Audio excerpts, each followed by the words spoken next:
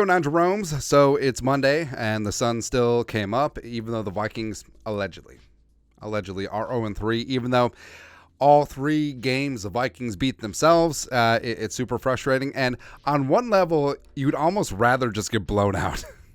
Right? So you can have a nice couple hours to yourself on Sunday. Just click that game off, but watch until the end. And then the pit of your stomach is just all in knots, and then poop.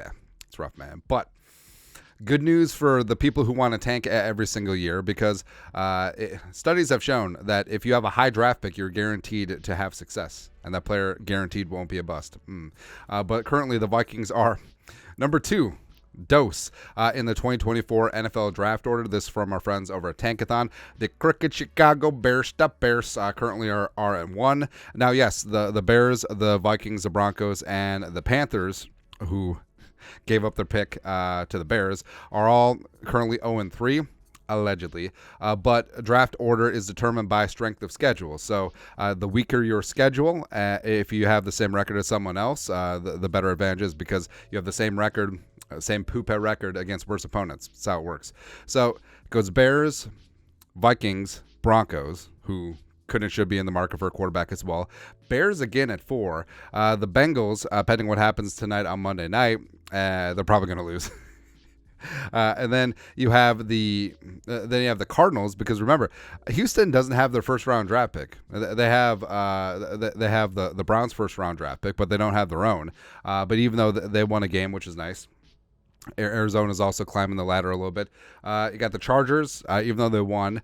Tennessee Titans. You got the Jaguars, and they have the Jets at 1 and 2. So that rounds out the top 10. But it's notable that the Vikings are there too, chilling. Where I don't know, man. Like I'm not on Team Tank, but obviously, I mean, could Week 4 be the Alamo? Like, could it be the Papa Roach? This is my last resort. Because then you got the Chiefs coming in. You're at the Bears, which is always kind of dicey, even though the Bears look poopy. The Niners, Monday Night Football. You're at Green Bay.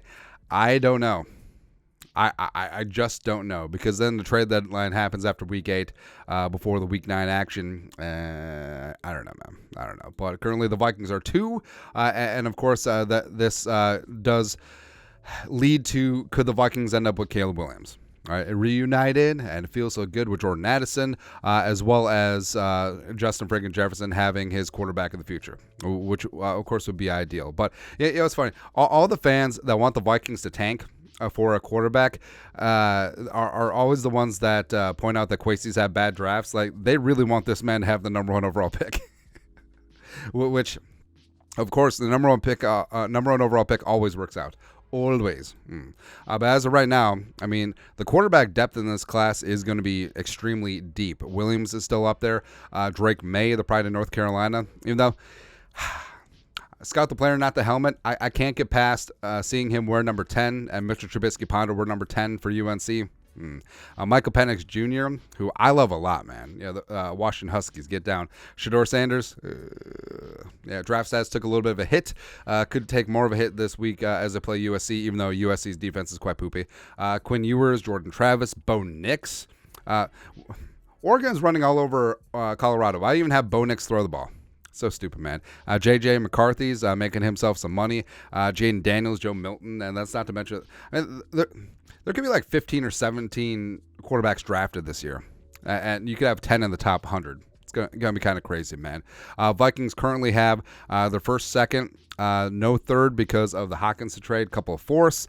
They have 2 fifths and 2 sixths as of right meow. And the whole thing comes down to, if they're going to move on from Kirk, they have to find the quarterback of the future. I don't think that is Jaren Hall. And if the Vikings go into the draft, even if they're not at the tippy top, even if they do get their ish together and make a run, draft 32nd, I mean, they can trade up.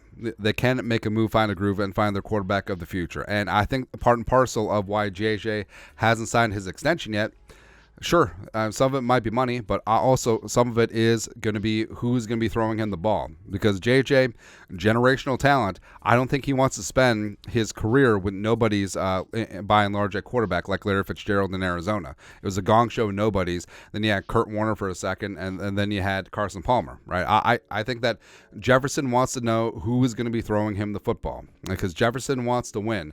And by getting him the ball, helps this offense move and put up points, and ultimately helps the Vikings win. So that's important here. So I don't know. Like, it's so weird to be talking about quarterbacks in week 4, but of course, people say the Vikings should tank before the season. Who knows, man? But I frankly think that this team is way too talented just to completely roll over and die like a dog. So we'll see. We'll see. But it is hilarious right now because, the Bears are 0-3 and the Vikings are 0-3, but they're much different flavors of 0-3. Right? The Bears might not win a game if you gave them 40 tries. And the Vikings just as easily could be 3-0 as they are 0-3. And that's what's uber frustrating about this team right now. But your thoughts are thoughts. Vikings currently hold the number 2 overall pick in the 2024 NFL Draft. Let us know your thoughts in the comment section below. Subscribe for daily Vikings takes. Want to support the work? Put a little something in the Venmo. But till next time, Skol, production value.